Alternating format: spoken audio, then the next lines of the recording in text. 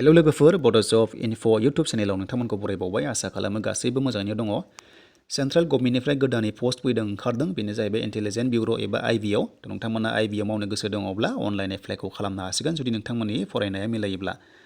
बेवहाय हौवासाफोर हिन्जावसाफोर गासैबो अल इन्डियानि केन्डिडेटआनो एप्लाइखौ खालामनो हागोन आरो बे टटेल पस्टआ दङ 2000 आरो दरमाहाखौ होनाय जादों 44,000निफ्राय जागायनानै 1,42,000 सामथिंसिम जागोन। नोंथांमोना भिडिअखौ नायलांबाय थाबानो जाबाय आरो लोगोसे नोंथांमोना चेनेलाव गोदानै फैदोंब्ला चेनेलखौ साबस्क्राइब खालामना दोनबाव। नैबे जाबाय लोगोफोर अफिसियेल पेज आइबिनि नोंथांमोना बेवहाय थांनानैनो अनलाइन एप्लाइखौ खालामनो हागोन। आं लिंकखौ डिसक्रिप्सनाव होबाय। आं दायो डाइरेक्टलि अफिसियेल नटिफिकेसन लाना फैखानोसै नोंथांमोना भिडिअखौ नायलांबाय थाबानो जाबाय। आङो भिडिअखौ बारा गोबाव खालामला। नैबे जाबाय इन्टेलिजेन्ट बिउर'नि अफिसियेल नटिफिकेसन बेवहायनो गासैबो डिटेल्सआ दंखायो।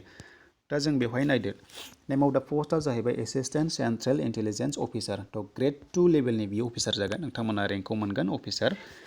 दा बेवहाय नायोब्ला अनलाइन एप्लाइ खालामनायनि वेबसाइटखौ मोननै होननानै बुंदों बेनो जाहैबाय नैबे mha.gov.in आरो मोनसेया जाहैबाय ncs.gov.in बेवहाय खालामबानो जाबाय।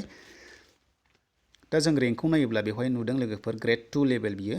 पे स्केलखौ नायदो नोंथांमोनाहाय मोनखाबाय आं सिगाङावनो खिथाखाबाय 44,900निफ्राय जागायनानै 1,42,400 पार मान्थ।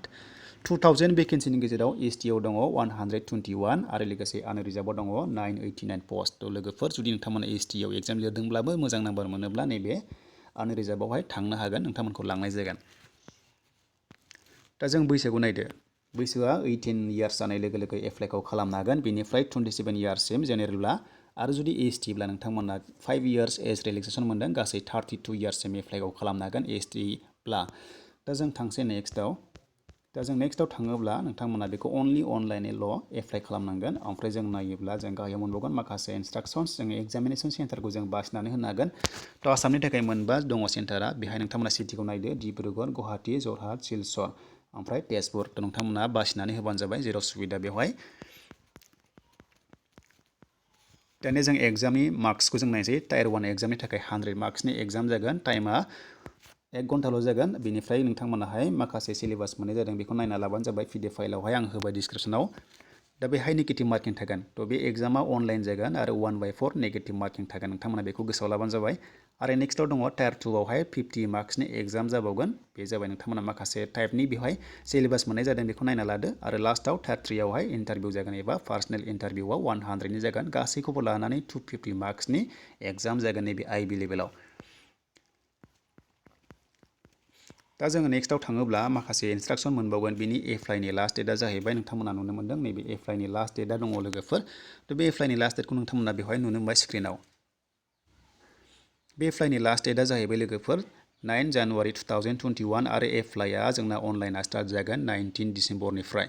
नोंथांमोना 19 डिसेम्बर जानाय लोगो लोगो अनलाइन एप्लाइ खालामदो आरो लास्ट डेटआ 9 जानुवारि 2021 सिम बियो सोलिबाय थागोन। थ' आसा खालामो नोंथांमोना भिडिअखौ मोजां मोनोबा लाइक खालामगोन आरो गोदानै फैदोंब्ला चेनेलखौ साबस्क्राइबबो खालामगोन।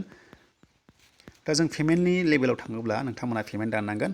पेमेन्ट लेभेलाव एसे आलादा आलादा दङ नोंथांमोना बेखौ नायना लादो बुजिदो। थ' पेमेन्टआव नोंथांमोना अनलि 100ल' दाननांगोन। जुदि नोंथांमोना नैबे एससि आरो एसटिआव गोलैयोब्ला नोंथांमोनाहाय अनलि 100ल' दाननांगोन। नैबे 500खौ नोंथांमोना दाननांनाय नङा अनलि प्रसेसिं चार्जखौल' नोंथांमोना होनांगोन बेनो जाबाय 100। जुदि नोंथांमोना जेनेरेलब्ला नैबे 500खौ नोंथांमोना पे खालामनांगोन। आरो पेमेन्ट दानायनि लास्ट डेटखौ मोनगोन नोंथांमोना पेमेन्ट दानायनि लास्ट डेटखौ जों बेवहाय नुनो मोनगोन।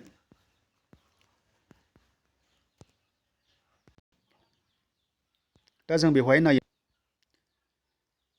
पेमेन्ट दानायनि लास्ट डेटआ जाहैबाय जोङो बेवहाय मोनदों नैबे 12 जानुवारि 2021। थ' नोंथांमोना बेवहाय अनलाइन पेमेन्टखौ दाननो हागोन आरो लोगोसे नोंथांमोना अफलाइन महरै चालानखौबो दाननो हागोन लोगोफोर। थ' नोंथांमोना अनलाइन दानोब्ला मोजाङै जागोन नोंथांमोना अनलाइनखौ दानदो। आरो बेनि एप्लाइनि लास्ट डेटआ आं खिथाफिनबावबाय 9 जानुवारि 2021। थ' लोगोफोर बेनोसै आइबि लेभेलनि माखासे भेकेन्सि फैनाय। जुदि नोंथांमोनाहाय मोजां मोनदोंबा चेनेलखौ साबस्क्राइब खालामना लाबानो जाबाय आरो गोदानै फैदोंब्ला नोंथांमोना साबस्क्राइबबो खालामना लाजोब आरो लोगोसे शेयार खालाम।